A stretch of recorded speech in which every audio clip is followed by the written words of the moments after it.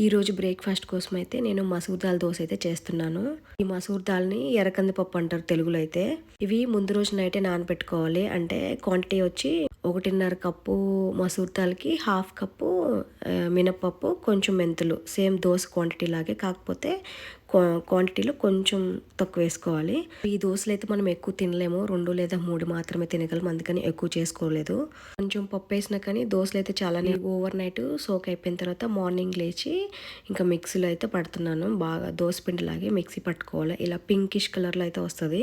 అంతే, తగినంత సాల్ట్ వేసుకొని మనకు వాటర్ కొంటే ఎంత కావాలో కూడా వేసుకొని కొంచెం పల్చగానే చేసుకోవాలి. ఈ దోశని థిక్గా అయితే చేసుకోలేము, తినలేము బేసిక్గా.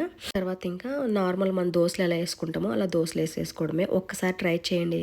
ఈ దోశలు చాలా అంటే చాలా టేస్టీగా ఉంటాయి.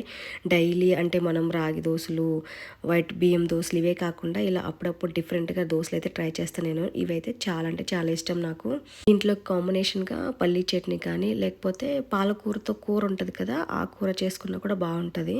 ఇలా దోశని 2 సైడ్స్ కాలనివ్వాలి. బాగా కాలితేనే బాగుంటుంది, అలానే మాడపెట్టుకోవద్దు, కాలకపోతే మళ్ళీ పచ్చి పచ్చిగా ఉంటుంది. ఈ దోశ అయితే క్రిస్పీగా రెడ్ కలర్లో చాలా బాగుంటుంది. ఈ దోశలు ఫ్రీక్వెంట్గా ఏం చేయను కానీ ఎప్పుడైనా ఒకసారి చేస్తా, వీక్లో కానీ లేదా 2 వీక్స్ వన్స్ అయినా చేస్తాను ఈ దోశలు. అప్పుడప్పుడు డిఫరెంట్గా తినడానికి బాగుంటుందని చెప్పి. ఇవి వేడి వేడిగానే తినాలి, ఎప్పుడో చేసుకుని ఎప్పుడో తినకూడదు, సో వేడిగా తినాలి. అలాగే ఈరోజు లంచ్లోకి నేను పప్పు అయితే చేశాను, ఇంకా అన్నం చేశాను. ఈరోజు స్పెషల్స్ అయితే చూపిస్తున్నాను. ఇంకా బెండకాయ ఫ్రై చేశాను, ఇంకా సాలడ్ కూడా చేశాను. అంటే కీరా అయితే నేను కంపల్సరీ కట్ చేస్తాను ఫ్రీక్వెంట్గా, ఇంకా అవే ఉన్నాయి. సో ఈరోజు ఫ్రైడేనే కాబట్టి నేను వేరే వీడియో కోసం అయితే రెడీ అయ్యాను. అలాగే నేను ఈ వీడియోలో కొంచెం క్లిప్ యాడ్ చేస్తున్నా. సో ఈరోజు ముగ్గు అయితే మార్నింగ్ ఇలా వేసాను. సో ఆ ముగ్గు కూడా ఒక వీడియో అయితే క్లిప్ తీసి పెడుతున్నాను.